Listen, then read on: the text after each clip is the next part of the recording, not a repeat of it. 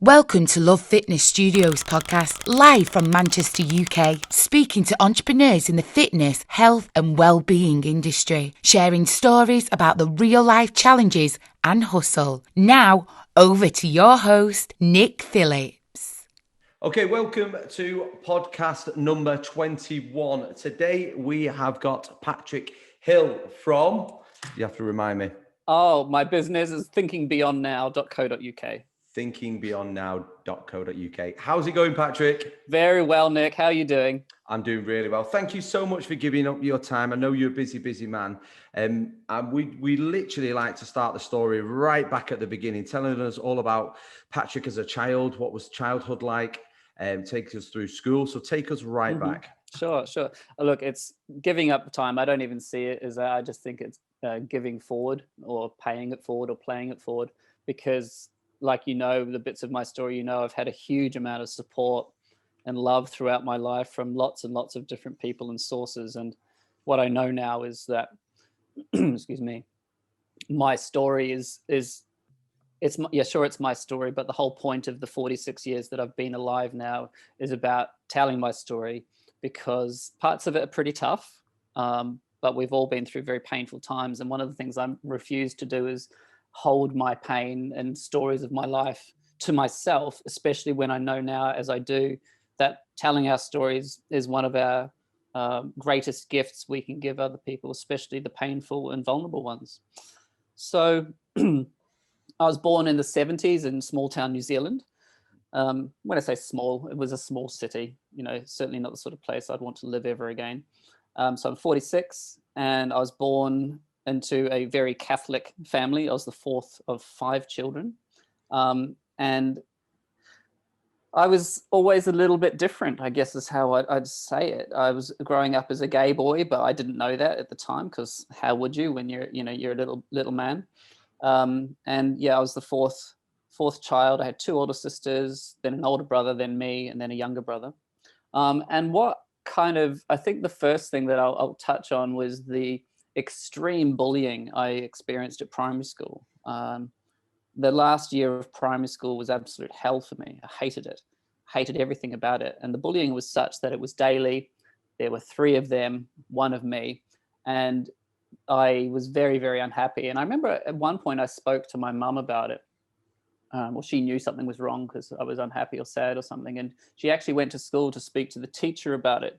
And the teacher spoke to me about what was happening, but he kind of sided with the bullies. And then what he did is he joined them. And for the rest of that school year, as a 9-year-old, he called me Nancy publicly in front of the whole class. Now, I didn't know what that meant at the time. I had no clue what he was referring to. But I knew it was a derogatory way he was using it because of the context. But I had no clue. I didn't find out till I was 19 what that word meant. And when I found out what that word meant when I was 19, I cried and cried and cried. Because I was like, how dare you? What are you thinking? This is an adult male in his 40s saying that to a little kid in primary school. I was like, no.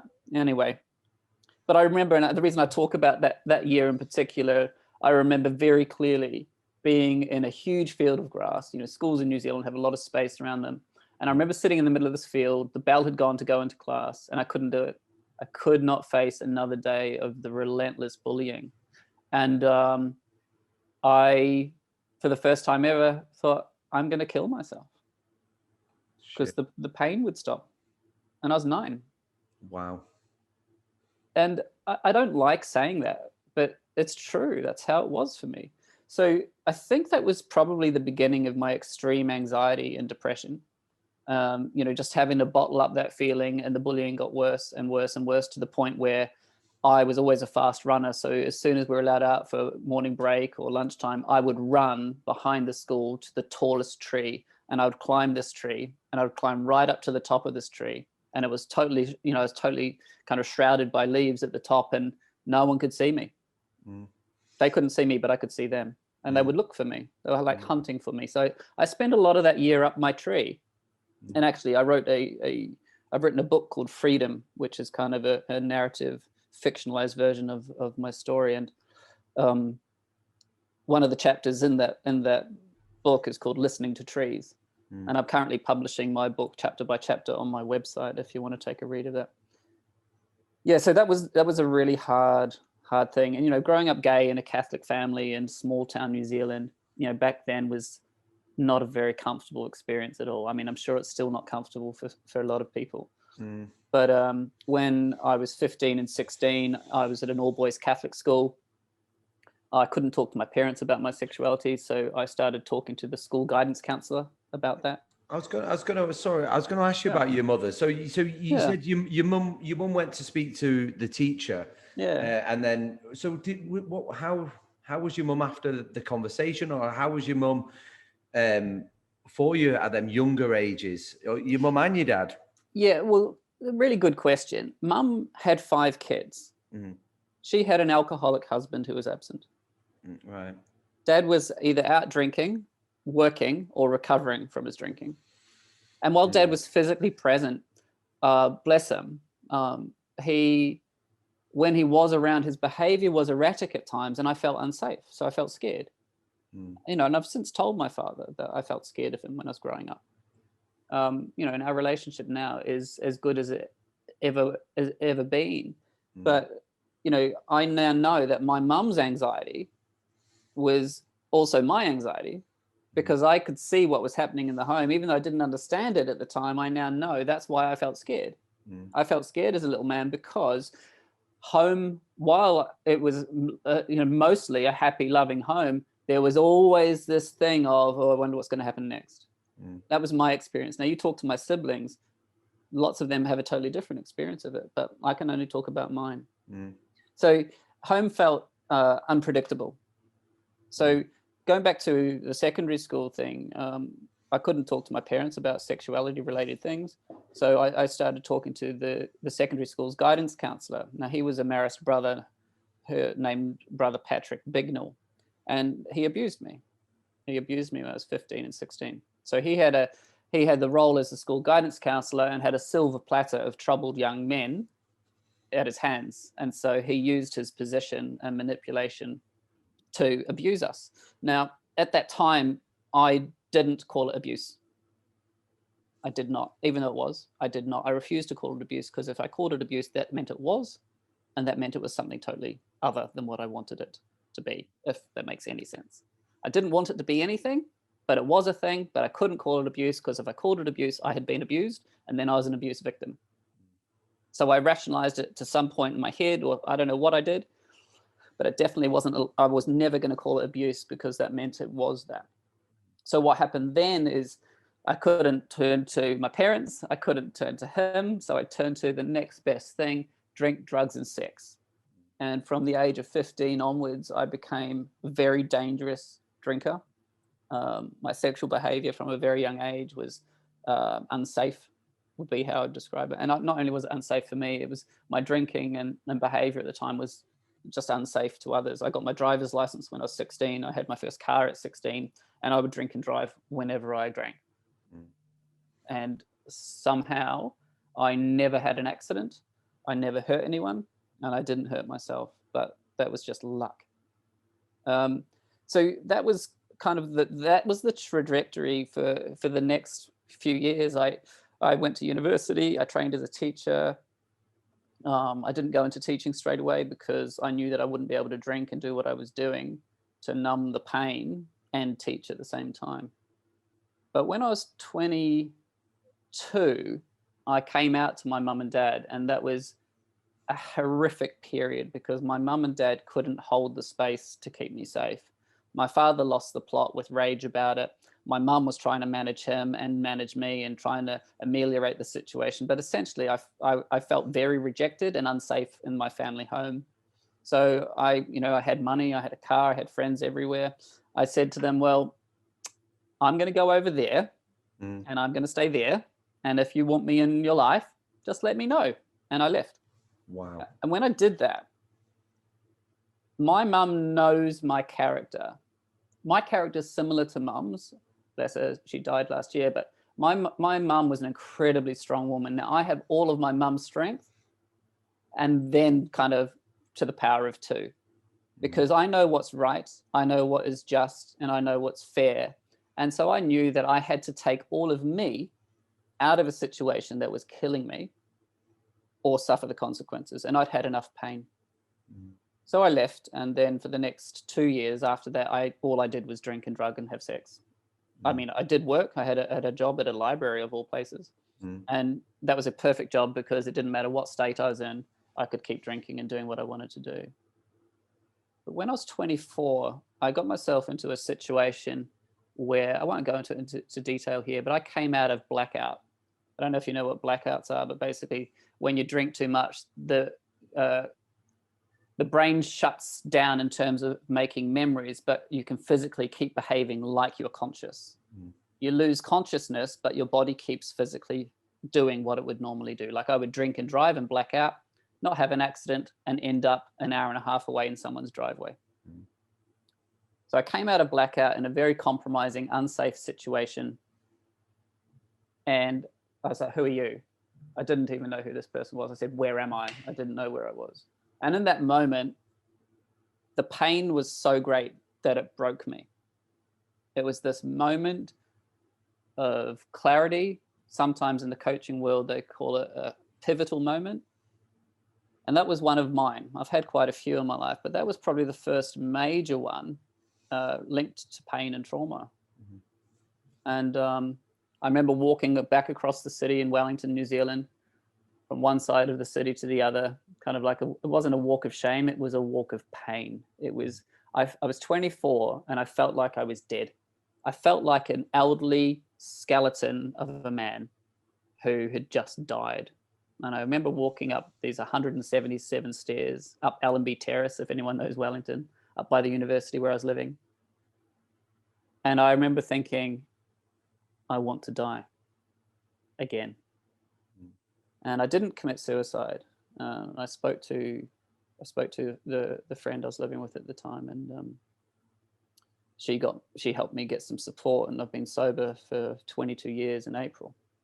So while my start to life was really rough, I guess I'll say right now, there is hope in this story, because I wouldn't be alive now, and I certainly wouldn't be doing what I'm doing if I hadn't had the experiences I had, but also if I hadn't done the hard, deep yards internally to help create the health and wealth of, spirit and mind that I have now. Yes, I was 24 and I got sober. Nick, I got sober when I was 24. That's impressive. Well, you know what? It was really, really hard, because I had to remove myself from every person that was a part of my party life. And they had to go. If they didn't go, I was not going to get well. Did you know, obviously when you're drinking, did you know that there was a massive, massive problem and this had to stop? Was it the waking up after being on the drugs and the alcohol? Get this. I knew I had a problem when I was about 18 or 19. With drink. Drink. I would have one drink and my brain would go, God, that was nice. Let's have another one. And then my brain would go, well, that's even nicer. Let's have 4, 5, 6, 7, and 8 right now. And what I didn't know about alcoholism back then is I didn't know that the body of an alcoholic or an abnormal drinker, my body doesn't process alcohol in a normal way. So a typical drinker, a healthy drinker's body processes the ethanol in the drink at a really quite quick rate. But in someone who's an alcoholic drinker or an abnormal drinker, the ethanol is not processed fast enough. And the ethanol is the addictive part of the drink. So my brain would go, well, that was really lovely on my first drink, but because the ethanol is in my bloodstream for longer, I find it more addictive than other people. So my brain goes, oh, well, we should probably have another one. And so that wasn't fully processed. And then I'm having the second, the third, the fourth, and so on. So the ethanol level in my bloodstream will keep on rising, making it even more and more addictive. So I couldn't stop, to the point where, and I only realized this when I got sober, I would be in the toilet, puking my guts out, and my brain would go, oh, goody, more room. Wow. I can relate to it though, Patrick. I can. But a lot of people can, Nick. Yeah. And the thing that I didn't know the science behind it. And as I've got older, I've got more and more interested in the brain and the body and how it works and what the brain does and doesn't do. And it made complete sense, because at no point did I ever think, oh, I've had enough. Never. I never, ever once said I've had enough, because I didn't. My body was like, more, now, faster. And to the point where at the end of my drinking, I would never just order one drink. I'd order 2 or 3, because the first one didn't touch the sides. Yeah. I know it. Yeah. And so I had to get it in me faster. And like if I was drinking at home, I would take 6 beers into my bedroom. I'd open 3 at a time. Yeah. Because there was this thing, and because of the painful stuff from the past, I didn't even have any other resources.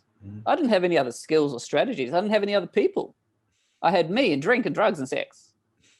So that was what I used to numb, run, escape, and not feel. And it worked for 24 years. And then it came crashing down. And I'm really grateful for that crash, because if I hadn't crashed then, I know that I would have had a lot more pain, and quite possibly I wouldn't be alive. Take me to that day when you woke up and you realized it had to stop. What was the steps or the procedures that you put into place to obviously we spoke about changing your circle. Yeah. What was because so talk me through that, Patrick. So without going into any detail of breaking any anonymity of mine or any 12-step fellowship, I got support from a group of people who understand all about alcoholism. And that was key, because we know from the research, it's very easy to stop drinking or drug taking. It's much, much harder to stay stopped. And what we know now is really useful, because what we know, and I was saying this on that call to that young gentleman earlier, isolation is the number one thing that causes mental health problems and addiction. And we know from the research now that connection and quality connection and relationships is the number one thing that helps people stay well. So I started then, when I was 24, rebuilding a network of people who could love me and support me unconditionally, no matter what. Because have in your head, that wasn't my experience growing up in my family. Feeling rejected by my parents with these very conditional Catholic rules and laws, well, they don't work for someone who's growing up gay and doesn't have any other option. What are you supposed to do? Pretend you're not for the rest of your life and die miserably and have a wife and kids who has a gay father who is dying in a relationship that other people want for them? That wasn't going to work. So I surrounded myself with people. I stayed away from bars and anyone that was associated with my old life for about 6 months, actually. I started developing new friendships and new habits. I started daily gratitude lists.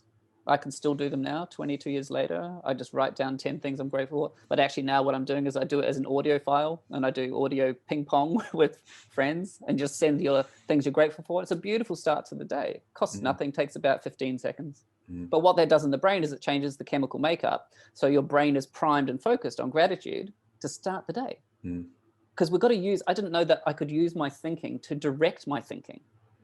My thinking, or my brain and being, just used to be in control of anything. And basically that meant there was no control. If I didn't use my mind, and if I don't use my mind to direct my mind today, we will end up in another train wreck. So yeah, I got sober when I was 24, and that was okay. But what I didn't know is I was still suffering from anxiety and depression. I was 24. So when I was 20, I started teaching then, actually. I started teaching when I was about 24, 25, and I taught in New Zealand for maybe 3 years. And then I moved to the UK when I was 28, and I've been in London ever since. I came for a year, and 18 years later, I'm still here. But I'm going to skip forward to 2006 or 2005 it was. I was in a relationship with a guy here in London, and he sexually assaulted me. And I don't like saying that, because there's a lot of stigma attached to that with men talking about sexual assault. But I was sexually assaulted by him, and that relationship ended. I asked him to leave, and what I didn't know is that moment had also triggered the previous stuff from when I was a kid. But I still wasn't prepared to call the past abuse. And I was, how old was I then? It was 2005, so 15. Yeah, so I was about 31 at the time. And it was another really rough patch. I wanted to die again, because the anxiety was crippling. I would wake up crying because of the trauma that I'd experienced. And it got worse before it got better, I have to say. And somehow I muddled through. I remember I actually I stopped working for about 3 weeks because I couldn't work. I couldn't be in front of people or kids for sure because I was too vulnerable. And I got some love and support from some friends and family back in New Zealand, and just took some time. And yeah, that was a rough period. Then that relationship ended, and then I met my current partner maybe a year later, and that was 2008. I think we met 2008. What year is it? Yeah, that's about right. Oh, no, that's wrong. It's 2006. Anyway, around there. I'm just a bit muddled with dates right now because I'm obviously going through some past stuff that's a bit tricky. But when we got together, my partner and I, he's a great man. He's just a beautiful spirit. That was tough because all of a sudden I was presented with a relationship, obviously with someone close to me, but I didn't really want to get close because that meant I was being vulnerable and opening myself up to more possible trauma, pain, whatever. But fortunately, he's a very, very solid character, and he was just able to be consistent, I guess, is the thing.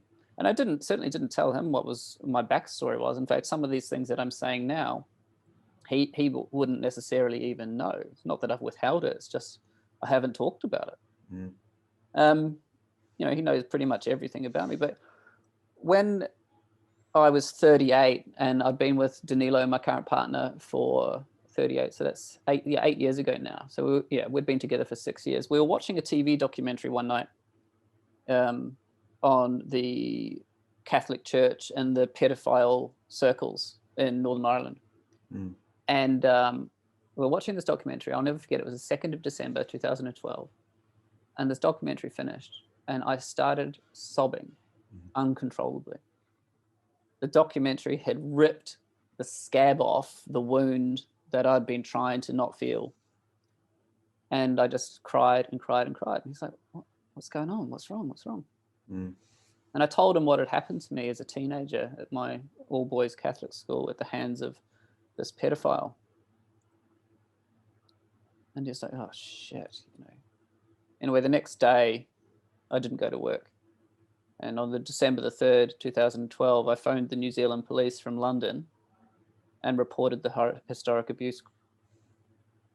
And I'll never forget it because the reason I did it was for no other reason other than I had worked so hard to help others on their journey that I knew that I owed this to me and to that little boy that didn't have a voice. So I spoke up, really quite frightened, but I knew it was the right thing to do. But the other thing, Nick, the other reason I spoke up was I knew 3 other victims who all went to school with me. And only one of them had told me that he had also been abused, but I could tell that the other 2 had been by their associations with this Marist brother. And I gave their names to the police without their consent because I thought, well, maybe this is their opportunity to speak up. They didn't have to agree to being interviewed or anything, so I just did it anyway and then let it go. And really at that age, I was 37, but for the next, that was December, for the next 9 months of 2013, start of 2013 till like the August, September, I very, very quickly unraveled because going back into that pain and that trauma that I denied for so long and finally using the word abuse and naming it as such, it was really, really hard. And I certainly don't think that my journey should be everybody's journey. But what I know for me was that I needed to do that for me, to love me and put myself first in a way that I never had before because I was no longer fearful. And I had the support, I had the resources, I had the love around me to wrap it around me and use it and lean into it so that I could do quite possibly the bravest, most important thing I would ever do in my life. And so I then did that, and then obviously the investigation happened and the police contacted me. We did it all by email after then, but I was actually going to New Zealand for Christmas 2012. I was a best man at a friend's wedding. Somehow I got through that period, and my family didn't know any of this, and I didn't want my family to know, because I was in New Zealand for 10 days from London for this wedding. There's no way I was going to drop that bomb and then leave the country. So I didn't tell them. Somehow I got through that 10 days. It was the toughest 10 days of my time ever with my family, because I had this very, very thin mask on, feeling like I was crumbling, but I couldn't tell them. I was not going to do that to me or them. I could have told them in hindsight. I just chose not to. But on the last day I was in New Zealand that year, I was interviewed formally by the police, filmed, took about 3 or 4 hours going through all the details. And skip forward to 2015, the pedophile was convicted, because there were 3 of us in our case that spoke up. Amazing. Now, I've thought about this, and I keep saying it, I think it's still true for me. The reason I knew I had to speak up was not only for me, but for others. And when I spoke up, I think now that I had to, and this sounds a bit perverse, but I think I had to be one of the victims, because I don't think anyone was ever going to speak up publicly. I think that's why I needed to be one of them. Then 2015 morphs through to 2018. And then this guy hits the media in New Zealand in 2018 called Steve. And Steve was also a guy from school. Now, his abuse wasn't allowed to be included in our case, because the evidence couldn't be found or something, because what this pedophile would do is he'd take nude photos of us boys and use that set of photos to groom the next boy, right? Back then, it wasn't illegal to take nude photos of children, okay? Just for that detail. So anyway, this guy, Steve, hit the papers in New Zealand talking about this abuser, and it came to me, a friend forwarded it to me, and I was like, you are not doing that on your own, Steve. So I broke my anonymity in 2018, so yeah, just 3 years ago, to stand alongside Steve in the media and go, I understand and I know, and you're not alone. And when I did that, what happened then is Steve and I set up a Facebook group, a supportive Facebook group for abuse victims, their friends and family. And within 2 weeks of Steve and I doing that, I think it was about 12 different guys had come forward and spoken to us. And that just totally confirmed that I did the right thing, not only for me, but I knew that my voice is such that it's a very strong voice. I call myself an athlete of resilience, which I quite like, because I'm absolutely not a physical athlete. Yeah, and so that's what happened there. And then it hit the media big time in New Zealand.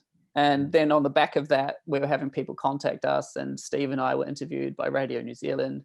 And what I love knowing, this is the beautiful thing about being true to yourself. I love knowing that there's now an elderly 70-odd-year-old man in New Zealand who has a conviction, who knows that the entire country have seen his face and he is called a pedophile. I love knowing that, because the fear, the shame, the guilt and remorse that I carried for the whole thing was handed directly back to him. And when all these other guys came forward, I made sure that it was in the media in New Zealand that we'd been contacted by several other men with very similar stories. So this guy is going to live his last years waiting for the next knock at the door. Have a happy life. And I love that. I don't love it because I'm evil. I love it because that's called consequences. And if we don't have consequences as people, we keep repeating the same mistakes. So then, so I was teaching this whole time, Nick, and then in what year was that? So it was like 2016, 17, I started just getting interested in coaching at my school. And I spoke to my boss about it, and I said, look, I'm really not interested in the senior leadership stuff because, well, to be honest, I find it boring. And I was just honest with him, and he got me. He understood how my brain worked. And he said, oh, so what do you want to do? And I said, I just want to coach staff. I said, and I don't think it's going to be as effective if I'm on the senior leadership team anyway, because then they'd be restricted in what they felt comfortable sharing with me. So I came out of the senior leadership team. The governing body gave me some money, which was a lot of money considering they were investing it all in me and towards my coaching training. And then I did the training part-time on top of my job. And then I started coaching privately.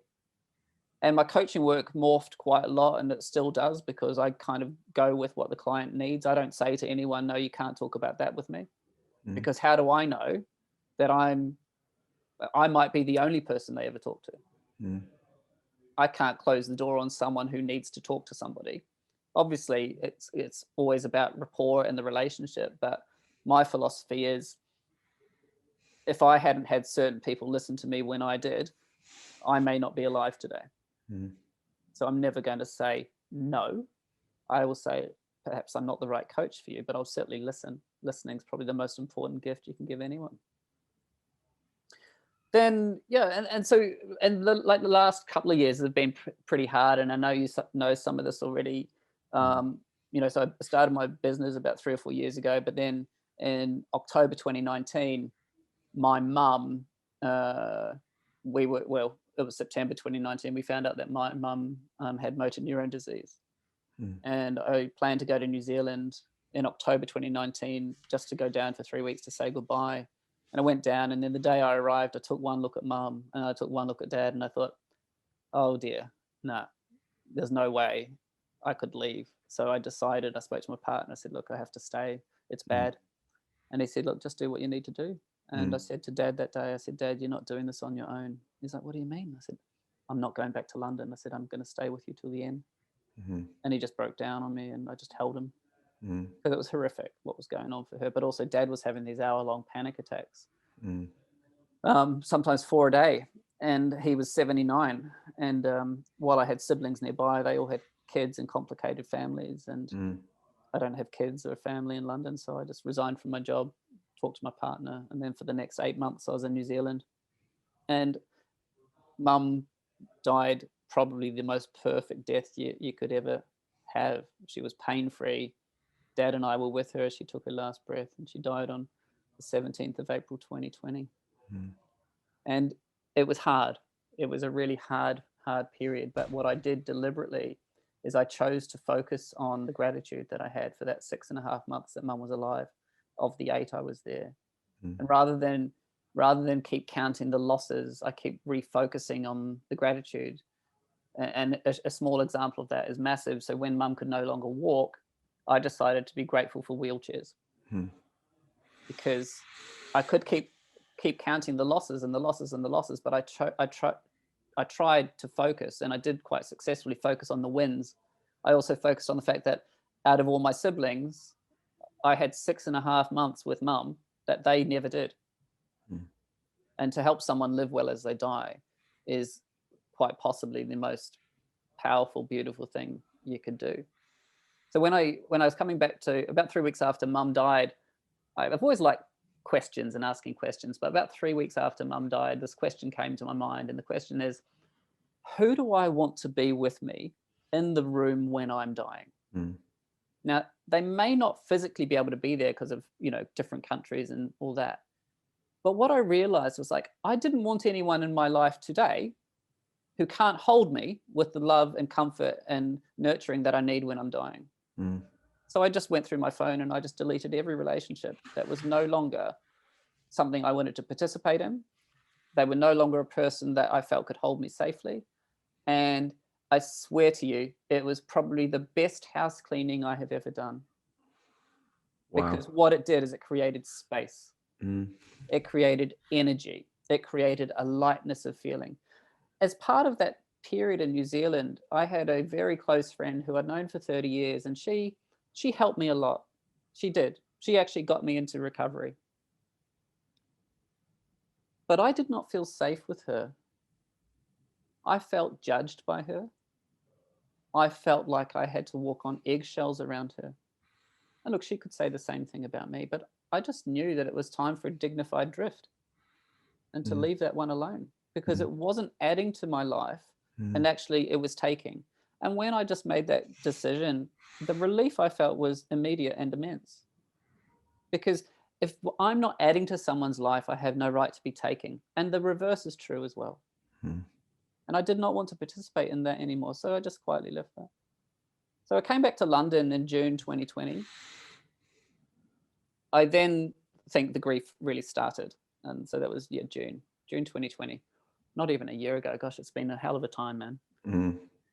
And really, I was a bit of a vegetable for the next few months. I couldn't really quite understand how I was back in London and it was summer. And last summer in London was hot and my garden was beautiful, but it was like I had been teleported from a different planet back onto a planet that I recognized, but I was no longer the same person. Because when you go through something like that, it is going to change your life, and expect it to. And so I was back in London and I was here with my partner. I was like, this feels so weird. And it was shock. It was just shock. And I was numb, and the grief. And so there was a period of 3 weeks where I'd get up, have breakfast in the morning early, and I'd be back in bed by 10. I couldn't read. I couldn't write. I didn't want to go for walks. I didn't feel safe enough to. I just needed to hunker down and ride this pain and allow myself to feel the sadness and the bewilderment of, what the hell am I doing in London? Why am I in London? Mm-hmm. Did that 8 months really happen? Because it went by so fast. Because when you're helping someone die, you are busy. You are busy. And mum's care was largely food. So 6 hours of my day was food prep and eating. And I never thought too far ahead because there was no future. There was no tomorrow. When someone's dying, there's no tomorrow because they could die that day or that night. And so every day I just focused on the present. And I mean, that's one of the things that I learned to do early on in recovery is like, don't think about how long you need to be sober for in the future. You focus on this moment now. So I choose not to pick up a drink today, a day at a time. I choose to be positive today. I choose to be grateful today. And I think the thing is, if I could be positive and grateful, given, my colorful history, I think anyone can. And people say they're having a hard time. It's like, okay, I'm really sorry to hear that. Tell me about your hard time. And then my next question is, so what are you grateful for? Because you can be both. You can be really sad. You can be really, really sad. You can be depressed. You can be anxious. And you can also be grateful. It's not one or the other. We can have multiple feelings going on at the same time. So once the majority of the grief passed, and somehow, Nick, I don't know how I did it, I finished the essays for my qualification. I started building my business. And I said, funnily enough, I said to my partner, I've got to get my qualification and business up and running before the next person dies. Well, in October, a close friend's son killed himself. He was 21. A close friend died from leukemia in December. And then 2 weeks ago, we found out that my dad's got terminal brain cancer.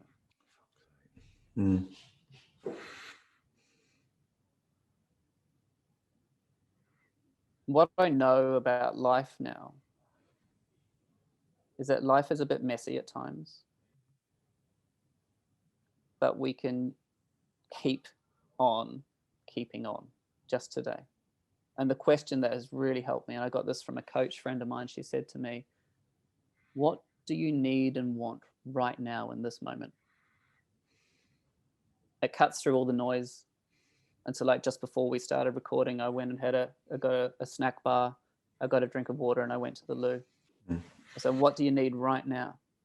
So no matter what's going on in your life, whether it's good or really painful or whatever, and just on that, feelings are not good or bad. They're just feelings. Some are more pleasant to feel than others, but equally happiness and sadness are both feelings. But we have this language around them that makes the feelings more painful because some people call them negative feelings and good feelings and bad feelings. It's like, they're just feelings. So when we get our language accurate and neutral and stop loading the actual thing with negativity, funnily enough, it's not as painful. So just how we think about things literally changes our reality, like the example of the wheelchair. And I chose to be grateful for wheels and wheelchairs rather than sad and focused on mum not being able to walk anymore. So with the business that I've built, it's thriving. I love what I'm doing because the purpose is solid. My single most beautiful thing about this is it's completely organic and crystal clear. I coach people in and through the harder times of life. That's where my passion lies. It's not the only thing I do. I do corporate coaching and I do career development coaching or whatever. But my greatest passion is using my 46 years of colorful backstory as a message of hope to anybody, because I've been through most things you know, obviously there's a million sorts of pain I haven't experienced yet. And please, I'd like to press a pause on that for now. I think I've had enough for a while. But my business is a direct reflection. My coaching work is a direct reflection of every fiber of my entire life. Which is why when you said at the start of the recording, is there anything you don't want to talk about? Saying, no, this guy's an open book now, because I've owned so fully, I've felt so fully, every part of the backstory. I have no fear. I have no shame. I don't care what you think about me, because do you know what? You don't think about me. You're too busy thinking about yourself. Humans are so self-obsessed that all we think is that other people think about us. They don't. No one cares. They care about you for 3 seconds and then they get back to their phone. I love that. It's true. I'm the same. Apart from when I'm with clients, they are the only thing I care about because my phone is off. Wow. So listen, I mean, basically my website, thinkingbeyondnow.co.uk, if you have a read of that, if anyone reads my website, and I say this deliberately to potential clients, have you read my website? And I know straight away whether they're lying or not, because I say, what resonated with you? Because if you haven't read my website, you really have no clue who I am. My website is an open book into my life. You listen to any of the podcasts I've been on so far, you will either love me or hate me, and I don't care which way it goes, because I'm happy and content without more people. But I'm at a place in my life now where I finally understand what all the pain was for. And it's only to serve you and others. And it's a real privilege to know that and feel that at a very core level, and know that that's where the power lies. Fully owning all of our vulnerability is the strongest move anybody can make. Yeah. Patrick, powerful. Very, very powerful. You had me goosebumps and just engaging fully. Yeah. Wow. I felt like I talked for about 7 hours. You did, honestly, so powerful, so powerful.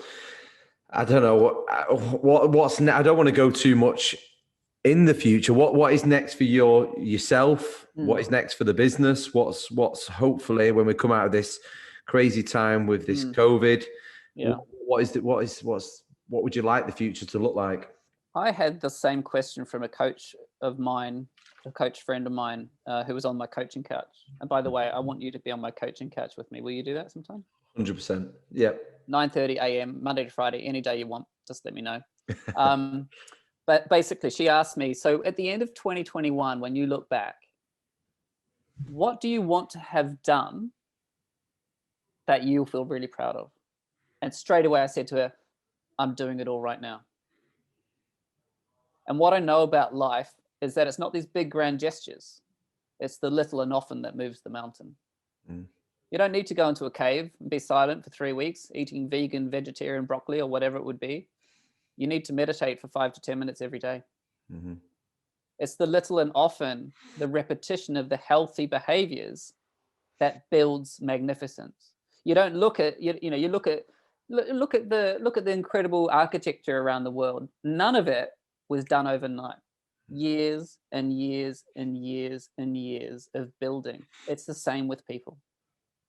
It's that little and often, it's the healthy, consistent repetition. I use the 3 R's that I made up for my business, and how I say it is reflect on what you're doing, refine what you're doing, and then repeat the process and start reflecting again. You reflect again, you refine the process. So when I went through my mobile phone and I did that beautiful making space moment, I was reflecting on who was there. I was refining who was there. And then guess what? On January the 1st next year, I'll do the same process. Because what does it do? It refines the quality that I'm trying to build. All of us want quality. We don't want more people. We don't want more money. We want more quality.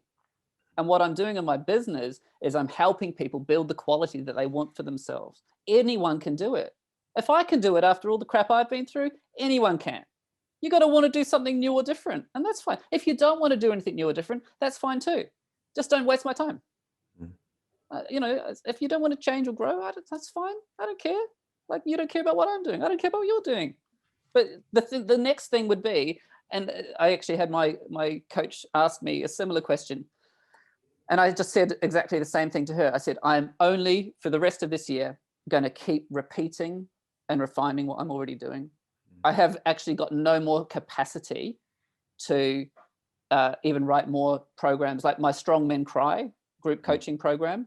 I know that's going to be a real hit because the need is massive. It's cheap. It's in April this year.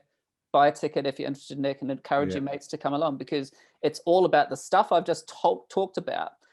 Because the suicide problem with men, well, it's not just with men, it's women. It's because we don't know what to do with those painful emotions when it all hits the fan. I know from experience what worked for me, and I now know from my training in the 20 years of teaching and working with people, I know what we need to do new and differently. And that workshop, it's 2.5 hours, 60 quid. That is precisely what we need to do new and differently, because I'm sick of people saying the same stats. Okay, that's fine, but what are you doing to change it? And it's like, I'm enough. I've had 3 suicide funerals in my life. I don't want to go to any more. They're horrific. They're horrific. Funerals are hard. Suicides are horrific. Kids' deaths are horrific. And they're not suicides. That's just horrific because it's kids. But suicides rip the heart and soul out of every person who even knew of that person. And every day when I go for a walk in Tooting Common here near me, I go and sit on the bench. That's the memorial seat for my friend's 21-year-old son who killed himself in October. That could have been me. And I'm damn well going to make sure that men in particular stop taking permanent solutions to temporary problems. There's no need. And the number one thing that breaks that problem is connection. I've never known anyone to kill themselves who've phoned someone up beforehand and say, you know what, I'm really struggling. I've never heard of that. It's the isolation that kills. And when I set up my coaching couch back in January, I set it up because I was angry at the government. I was frustrated that not enough was happening. So I thought, I'm not going to wait for those leaders. I'm a leader now. I'm going to do it myself. So I set it up and people come along and we have a positive chat and people watch it on the replays or whatever. I don't care if one person watches it. I don't care if no one watches it. Because when I'm positive and I wake up and I have the same positive routine every day, guess what? I have a really good day. Love it. Funny that. I love it.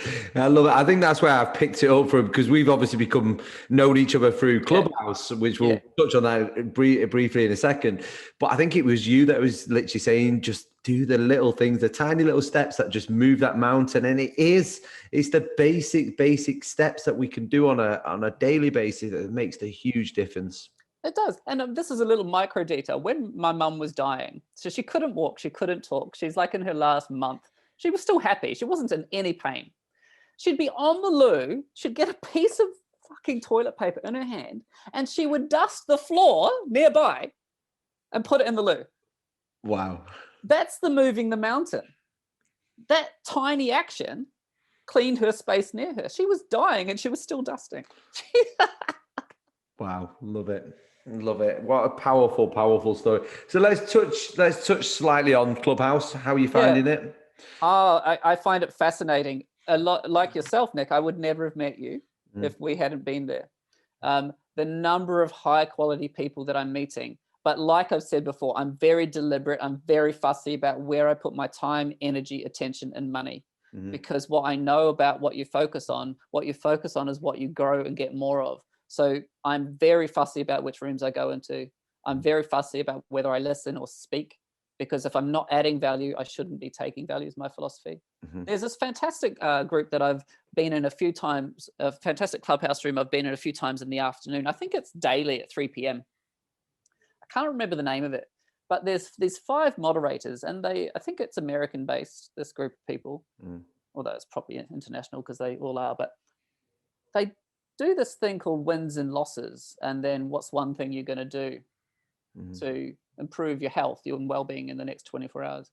And these people do it daily, Monday to Friday. And I think it's 2 hours long. And yesterday when I was on the stage and I spoke, I said, I just want to offer all of the moderators a free coaching session. I said, because you're giving up 10 hours of your time a week for all these hundreds of people. And there are like 700 people in the room or something. but the value that they're offering is exceptional, because all it is, it's a space to think, talk, and listen about what didn't go so well, what went really well, and one thing that you can do to improve your health and well-being in the next 24 hours. And the power of that simplicity is profound. It's so simple. And there's other rooms for gratitude, and I'm in a few random rooms where it's just high quality conversation and reflection. I'm a really weird sleeper at the moment because I'm home alone. So like this morning I woke up at 3:30. And I kind of slept off and on till about 4:30, and then I just jumped on Clubhouse and had a listen. And sometimes I put Clubhouse on to help me go to sleep because that background noise of just chatter. But it's an exceptional platform. And in terms of what I want to keep building within my members lounge and my private community through my website. So every Thursday night I do group coaching, and it's free. The first session's always free, so you can get a flavor for me, see if you like me. 7:30 p.m. Greenwich Mean Time every Thursday night. And thereafter, it's a subscription basis. But the community that I'm building and creating is precisely what I wanted it to look, sound, and feel like. High quality, supportive, collaborative, generous spirited people who want to improve themselves and others. And it's happened. And that's only been running a month. And I think I've got 7 subscribers now already. Amazing. And I know that that's going to grow, because it's all now just about keep offering value, keep offering really useful stuff. It's not about money. Nothing on this planet's about money. On the end of the day, you're not going to be on your deathbed going, gee, I wish I had another £2 million or another 7 properties or another 79 partners or whatever. All that matters. And like this chat with you, Nick, this is the stuff I want to be remembering on my deathbed, connecting in a way that means something to others. Who cares about the rest? It's not important. Love it. Absolutely love it. Patrick, I don't want to take up too much more of your time. So I'll put all your website, your links, all your bits and pieces in the comment. Yep. But thank you so much. Honestly, you had me there with that whole story. I just wanted to sit back and listen. And thank you so much. The last thing I'll finish with is the question that was asked to me when I was 24, and I had the moment of clarity to do something differently about my drinking. And I use this question with clients. The question is, have you had enough pain yet?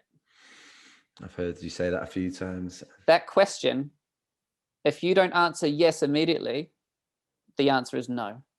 If you hesitate, the answer is no. And that's okay, because it's your timing, not mine.